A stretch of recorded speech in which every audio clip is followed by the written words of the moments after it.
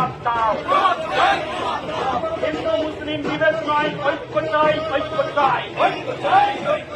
হিন্দু মুসলিমের বিভেদ নয়, ঐক্য চাই।